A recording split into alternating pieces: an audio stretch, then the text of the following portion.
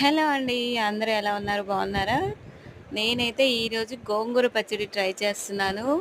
అంటే ఏంటి ట్రై చేయడం అంటే ఇంతకుముందు ఎప్పుడు చేసుకోలేదా అని ఆలోచిస్తున్నారా? లేకపోతే అడుగుతున్నారా నన్ను? ఏదైనా కానీ ఒకటే సమాధానం. నిజంగానే మేమెప్పుడు గోంగూర పచ్చడి అయితే ట్రై చేయలేదు.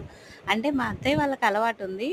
వాళ్ళు తినేవాళ్ళు. అత్తయ్య చేసినప్పుడు కూడా నేను చూడలేదు, నేర్చుకోలేదు, నేర్చుకోవాలని ప్రయత్నం కూడా చేయలేదు. కానీ ఇప్పుడు అందరూ గోంగూర పచ్చడి సూపర్ అండ్ నేను చూసి నేను కూడా తిందామనిపించి ఈరోజు కొంచెం ట్రై చేస్తున్నాను. ఒక చిన్న కట్ట తీసుకొని దానికోసం ముందు కడాయి పెట్టుకొని ఆయిల్ వేసుకొని ధనియాలు, జీలకర్ర, ఎండుమిర్చి వేయించి పెట్టుకున్నాను. కొంచెం మెంతులు కూడా వాటి చల్లారిన తర్వాత మిక్సీకి వేసుకున్నాను. తర్వాత గోంగూర శుభ్రం చేసుకొని ఇంకొక కడాయిలో కొంచెం ఆయిల్ వేసుకొని బాగా వాడ్చి పెట్టుకొని ఇందాక పొడి చేసి పెట్టుకున్న మిక్సీలోనే అది కూడా వేసేసుకొని మిక్సీ పట్టించేసుకున్నాను. ఆ తర్వాత దానికి పోపు పెట్టేసుకుంటున్నాను.